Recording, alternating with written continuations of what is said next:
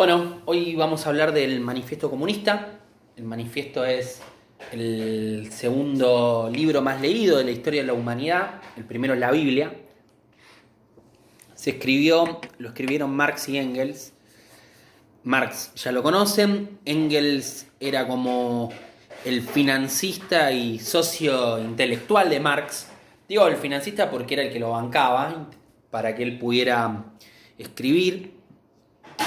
Y el surgimiento del manifiesto se da en el contexto de un momento de Europa muy particular, que es el momento de lo que se conoce como la primavera de los pueblos, en donde la mayoría de los sectores populares de Europa, sumados a algunos sectores de la pequeña burguesía, se levantan contra el sistema monárquico que se había formado hacia mediados del siglo XIX. Ahora, hay un tema muy interesante que tiene que ver con la característica que tiene este texto de Marx, digamos, ¿no? Es un texto muy sencillo porque intenta ser un texto masivo, más allá de que es el segundo más leído y el segundo más traducido de la historia de la humanidad. Intenta como generar un vínculo pedagógico con las personas que lo van a recibir, ¿no? Por eso es un texto fácil, de fácil lectura, más allá de que, bueno, tiene algunos conceptos que hay que ir desgranando. En primer lugar, la idea de lucha de clases. Está claro que hay dos clases sociales muy marcadas para Marx. Una es la burguesía, que tiene la propiedad privada de los medios de producción social. Es decir, se apropia de todos los instrumentos con los cuales se produce valor y con los cuales se interviene sobre la naturaleza. Es decir, se apropia de toda la maquinaria y separa al trabajador de el elemento que le permite hacer su trabajo, ¿no? Y existe otra clase social que es la que pone su fuerza de trabajo, que es propietaria de su fuerza de trabajo, que es la clase trabajadora o el proletariado. Se llama proletariado porque es propietaria únicamente de su prole, que son sus hijos. Se refiere a una cuestión que tiene que ver básicamente con que el proletariado está desposeído de los medios de producción. Entonces, para entender el funcionamiento del esquema de clases, dos clases sociales bien diferenciadas entre sí. Una es propietaria de los medios de producción y otra pone su fuerza de trabajo al servicio de la otra clase. Por lo tanto, lo que plantea Marx es que el problema del capitalismo justamente es que los medios de producción son privados. ¿Qué significa esto? ¿Qué significa esto? Básicamente significa que los medios de producción social generan una separación entre los que son propietarios y los que no son propietarios. Los que son propietarios de los medios de producción explotan a los trabajadores que van a utilizar esos medios de producción para, sobre lo que existe, crear nuevo valor, ¿sí? Es decir, todo el tiempo que interviene el trabajo humano utilizando instrumentos tecnológicos, se está creando valor. Por eso, cada vez que a un elemento que proviene de la naturaleza, una materia prima, la interviene el trabajo humano, esa materia prima adquiere otra composición y adquiere otro valor. El valor se lo da la intervención del trabajo humano. Por eso, después, más adelante, vamos a estudiar una categoría que se llama plusvalor, que tiene que ver con esto, con que el trabajo humano genera cada vez más valor. El valor entonces se genera por la intervención del trabajo humano en la producción. Entonces Marx diferencia esto, propietarios de medios de producción de no propietarios. El capitalismo se caracteriza porque hay una clase social que se apropia en forma privada de los medios de producción social. Primera cuestión, que divide a las dos clases. Segunda cuestión, ¿por qué escribe un manifiesto que se llama Manifiesto del Partido Comunista?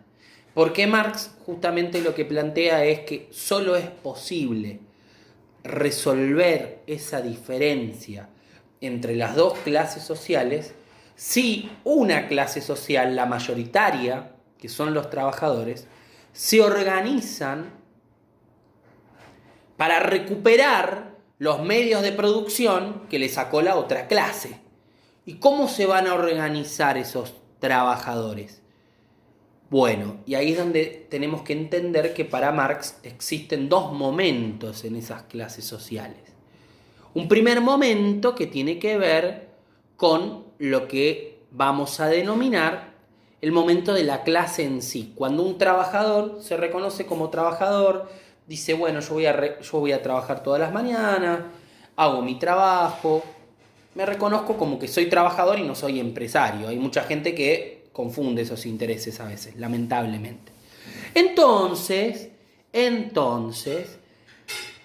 se produce un momento particular que tiene que ver con que esos trabajadores empiezan a darse cuenta muchas veces de que lo que ganan no les alcanza, de que ese dueño de esa fábrica lo hace trabajar muchas horas y empieza a reclamar derechos laborales.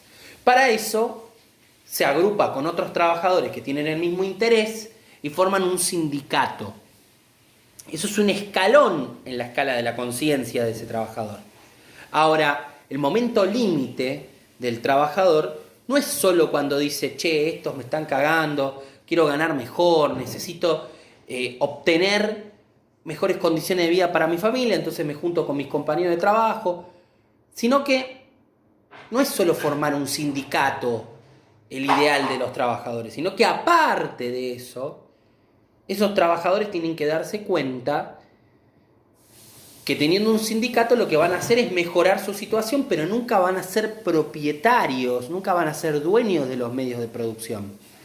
Entonces, lo que tienen que hacer es formar un partido político que sea la herramienta a partir de la cual van a ir a decir, no solo queremos tener mejores derechos laborales, sino que queremos gobernar nosotros, queremos hacernos cargo nosotros de tomar las decisiones que toman ustedes. Y para eso es necesario un partido. Por eso el manifiesto se llama Manifiesto del Partido Comunista. Cuando esos trabajadores asumen el estadio de conciencia de que para poder liberarse tienen que formar un partido político, es ahí en donde su situación cambia. Y es ahí en donde Marx dice que puede venir el momento de la revolución. Y la revolución implica justamente esto, eliminar la propiedad privada, pero no cualquier propiedad privada. Eliminar la propiedad privada de los medios de producción. Esa es la discusión de Marx. Marx está diciendo, si los medios de producción están en manos de unos pocos, lo que se va a producir dentro del sistema va a estar acorde a las necesidades de esos pocos y no a las necesidades de las mayorías.